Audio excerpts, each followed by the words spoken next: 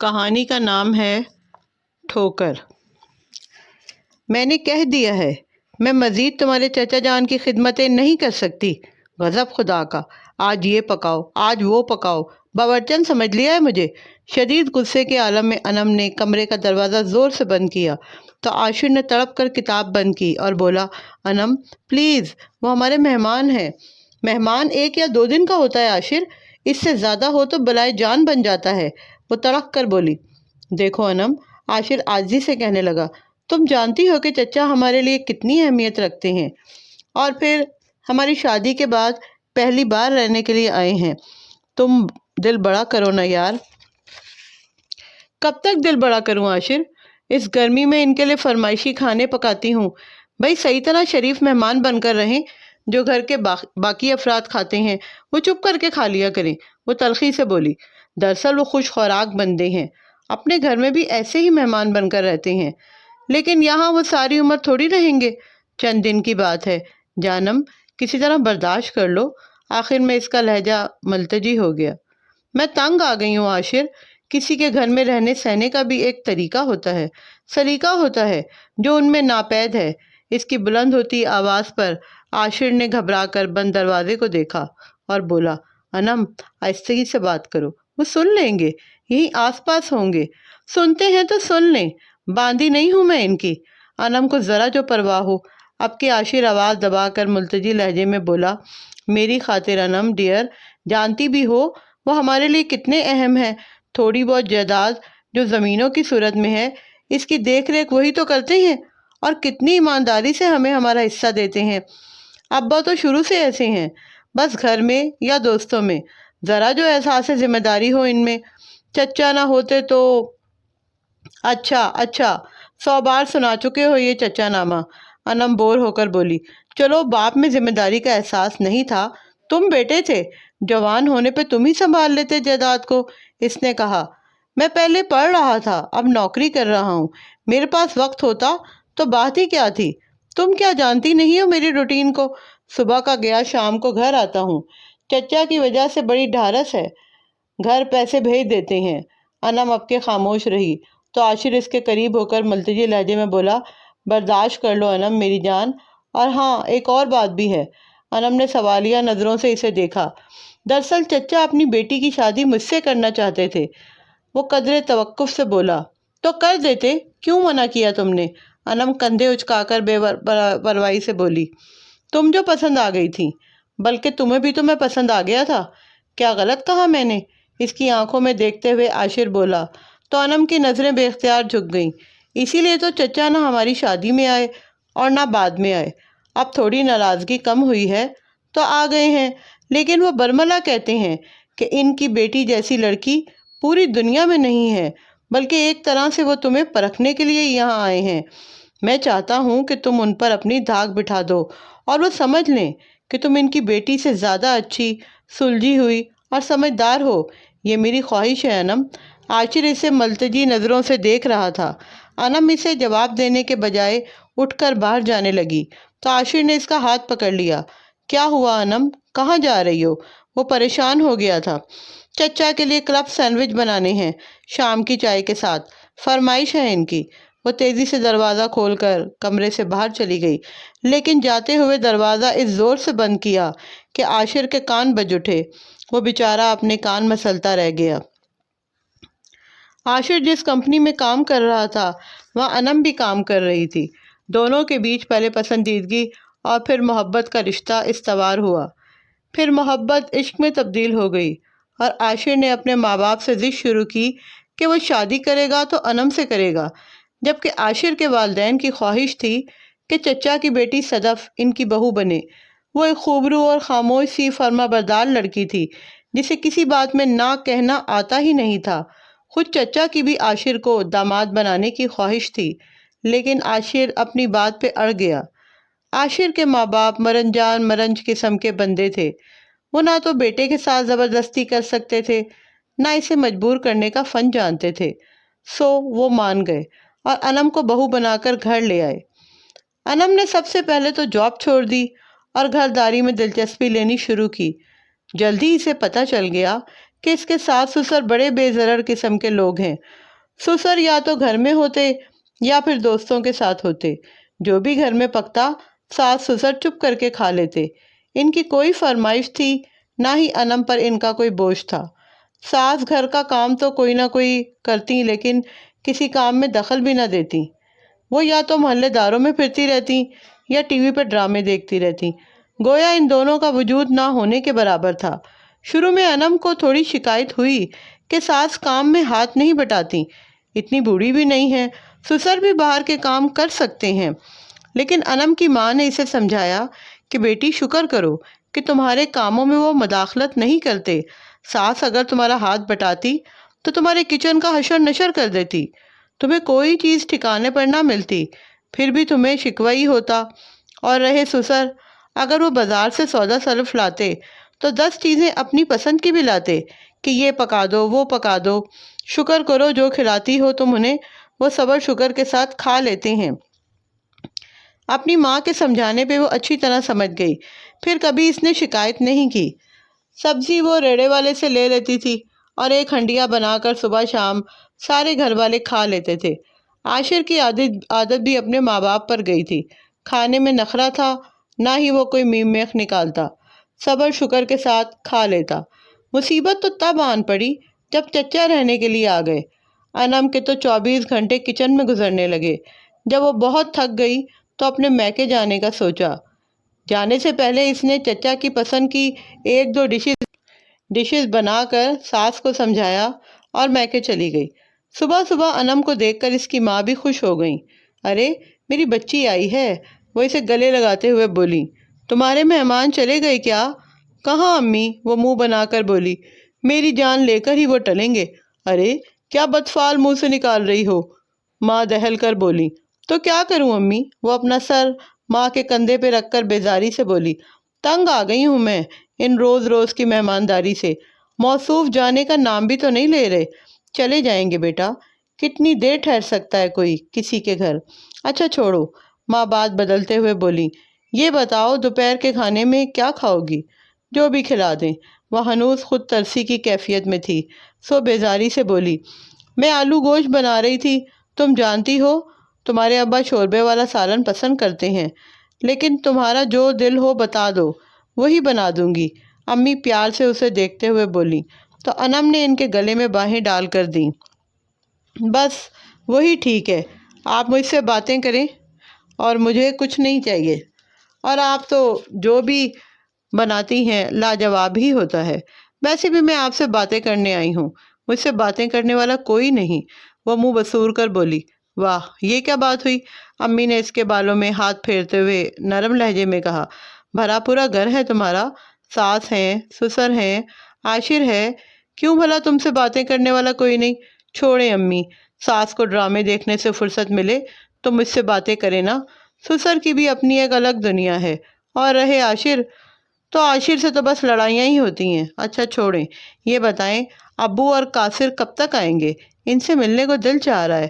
ہاں ہاں، دوپہر تک آ جائیں گے، مل کر ہی کھانا کھائیں گے، میز پر ہی ان سے جی بھر کر باتیں کر لینا، میں تمہارے لیے چائے بناتی ہوں، پھر جی بھر کر باتیں کریں گے۔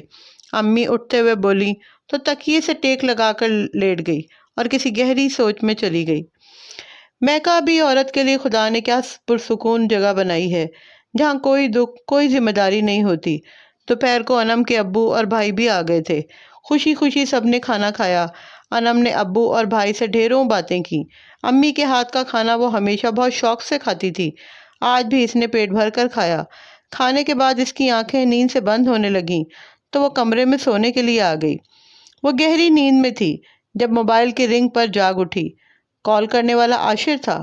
فون کان سے لگا کر وہ نیند بھرے لہجے میں بولی، عاشر کیا بات ہے، اس وقت کیوں فون کیا؟ وہ اس لیے کہ انم تم جلدی گھر آ جاؤ۔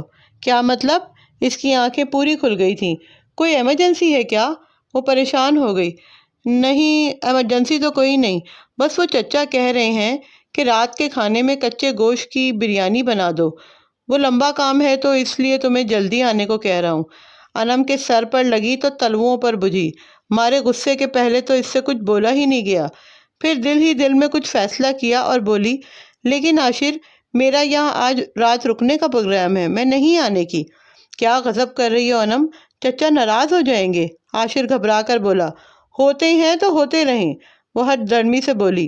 بس اب مجھے بار بار فون کرنے کی ضرورت نہیں، میں یہاں آرام کرنے آئی ہوں، پلیز مجھے ڈسٹرب مت کرو۔ اس نے عاشر کی مزید بات نہ سنی اور فون بند کر دیا۔ گھنٹے 2 گھنٹے تو آرام سے گزر گئے۔ 2 گھنٹے بعد پھر عاشر کا فون آ گیا۔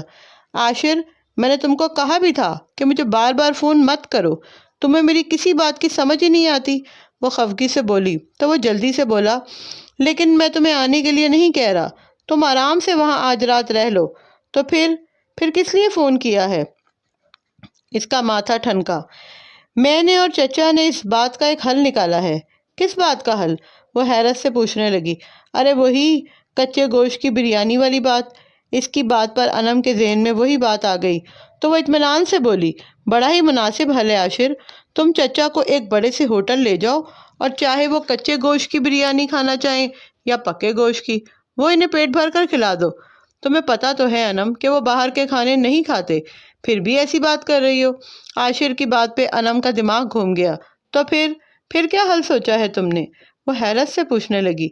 وہ دراصل میں اور چچا تمہارے گھر آ رہے ہیں کچے گوشت کی بریانی کھانے، اسی بہانے چچا تمہارے ابا جان اور بھائی سے بھی مل لیں گے، تھوڑی سی آؤٹنگ ہو جائے گی چچا کی، جب سے آئے ہیں زیادہ تر گھر پر ہی ہوتے ہیں۔ بس اب تم بریانی بنانے کی تیاری کر لو اور ہم تمہارے گھر آنے کی تیاری کرتے ہیں۔ فون کھٹ سے بند ہو گیا تھا۔ انم کا مارے غصے کے برا حال تھا، دماغ جیسے بھگ سے اڑ گیا۔ عاجز آ کر وہ خود سے کہنے لگی، یا اللہ، یہ میں کس مصیبت میں پھنس گئی ہوں؟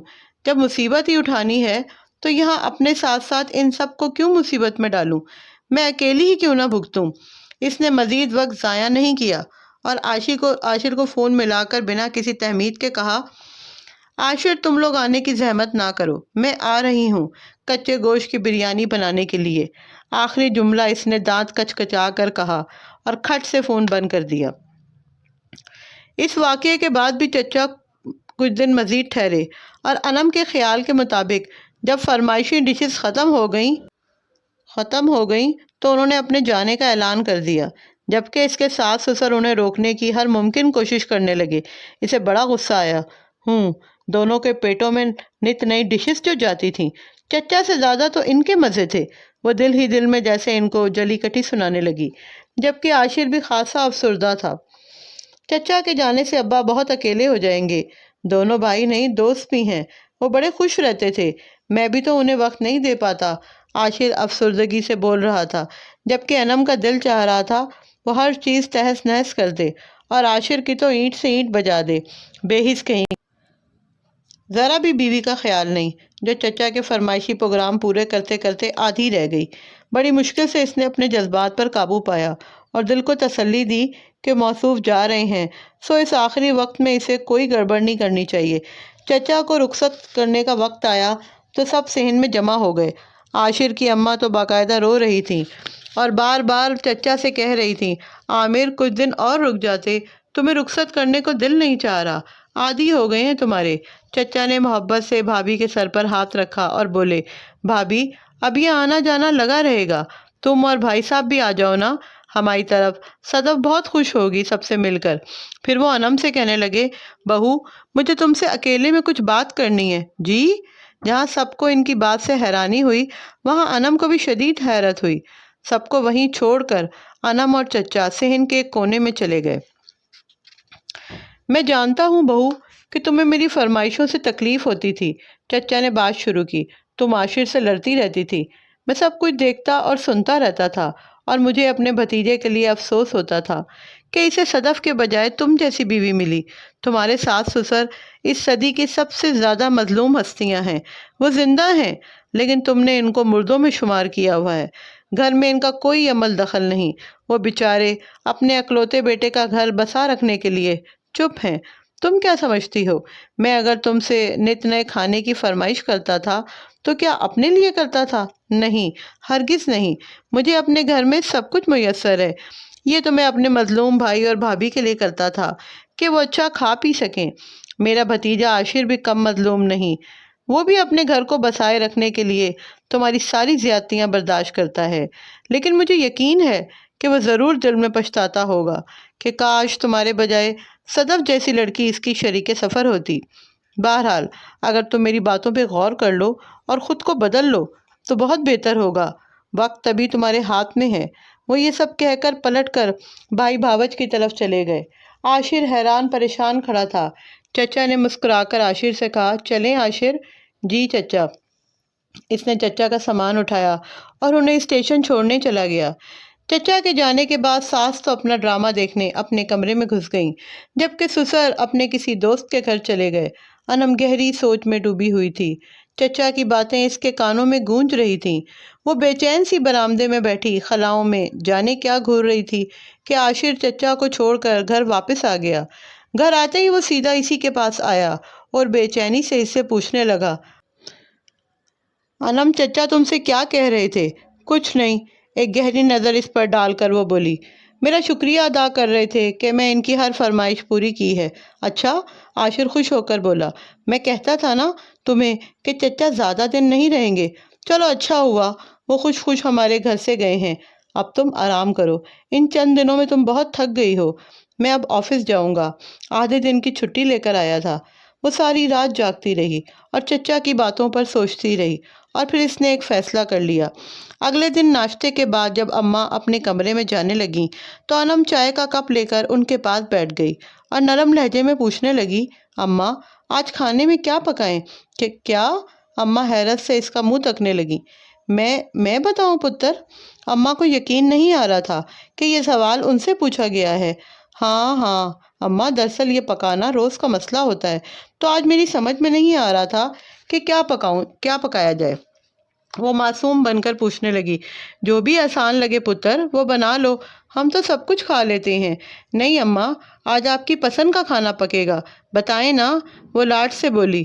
ایک بار پھر اماں کو یقین نہیں آیا، بے یقینی سے اسے دیکھا، پھر قدرے توقف سے کچھ شرما کر کچھ ہچکچاہٹ سے بولی، وہ اگر گوبھی گوشت پکا لو تو؟ بات ادھوری چھوڑ کر وہ نیچے زمین کی طرف دیکھنے لگی تھیں۔ انم کو یاد آیا ایک بار عاشر نے بھی کہا تھا کہ اماں کو گوبھی گوشت بہت پسند ہے، لیکن عاشر کی بات انم نے سنی انسنی کر دی تھی کہ اسے خود گوبھی کی اسمیل پسند نہیں تھی، اور اس بچتی عورت نے کبھی خواہش ظاہر نہیں کی، بلکہ دونوں میاں بیوی نے کبھی کچھ بھی کھانے کی خواہش ظاہر نہیں کی تھی۔ پہلی بار انم کو لگا جیسے کسی نے اس کا دل مسوس کر رکھ دیا ہو۔ اتنی دیر میں ابا ناشتہ کرنے آ گئے تو انم ان سے کہنے لگی، ابا آج سے آپ سبزی والے سے سبزی لے آیا کریں، اور آج تو گوبھی کی سبزی خصوصی طور پہ لائیے گا، اماں کی پسند پر آج گوبھی گوشت ہی پکے گا۔ میں لاؤں گا سبزی؟ انتہائی حیرت سے ابا اپنی طرف اشارہ کرتے ہوئے بولے، ہاں ابا، مجھے اچھا نہیں لگتا کہ گھر میں مرد موجود ہوں اور میں گوشت سبزی کی دکانیں چھانتی پھروں۔ ٹھیک ہے بیٹا، میں روز سبزی یا جو بھی سودا چاہیے لے آیا کروں گا، ابا بڑی خوش دلی سے بولے۔ شاید وہ بھی کوئی مصروفیت چاہتے تھے۔ اس دن انم نے اماں سے سبزی بھی بنوائی اور کھانا پکاتے ہوئے انہیں ساتھ ساتھ لگائے رکھا، ساتھ میں وہ اماں سے بات چیت بھی کرتی رہی۔ عاشر گھر آیا تو اسے گھر میں الگ سی چہل پہل سی محسوس ہوئی۔ اسے حیرت ہوئی گھر میں کون آیا ہے، لیکن یہ دیکھ کے وہ بھونچکا رہ گیا کہ اماں بڑے مصروف انداز میں میز پر برتن رکھ رہی تھیں، جبکہ ابا تھیلوں سے سامان نکال کر میز پہ رکھ رہے تھے، اور ساتھ ساتھ انم کو بھی بتا رہے تھے، دکاندار کھیرا 60 روپے کلو دے رہا تھا، میں نے کہہ دیا 40 روپے لگاؤ گے تو خریدوں گا، ورنہ نہیں۔ خیر خاصی بحث و مباحثے کے بعد اس نے 50 روپے لگایا۔ انم سنک کے پاس کھڑی تھی، اس نے وہیں سے جواب دیا، واہ ابا جی، کمال کر دیا آپ نے، میں تو کبھی 1 روپیہ تک کم نہیں کروا سکتی تھی سبزی میں، اسی لیے تو کہتی ہوں آج سے گھر کا سارا سودا آپ ہی لائیں گے، کیوں نہیں پتر؟ ابا کی آواز میں خوشی کوٹ کوٹ کر بھری تھی۔ عاشر کے اندر ٹھنڈک سی اترنے لگی۔ اپنے ماں باپ کو عضو معطل کی طرح دیکھ کر وہ بہت کڑا کرتا تھا، لیکن گھر کا ماحول خراب نہ ہو اسی وجہ سے بیوی کو کچھ کہہ نہیں پاتا تھا۔ آج پہلی بار تھا جب چاروں نے مل کر میز پر کھانا کھایا، ورنہ انم اماں اور ابا کا کھانا ان کے کمرے میں پہنچا دیا کرتی تھی، اور وہ اور عاشر اکٹھے کھاتے تھے۔ میز پر اماں کی پسندیدہ ڈش دیکھ کر عاشر کو اور زیادہ خوشی ہوئی۔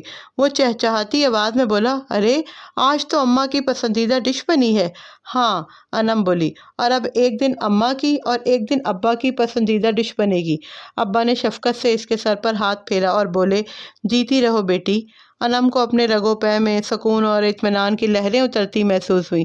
خوشی اور سکون کا کتنا آسان علاج تھا۔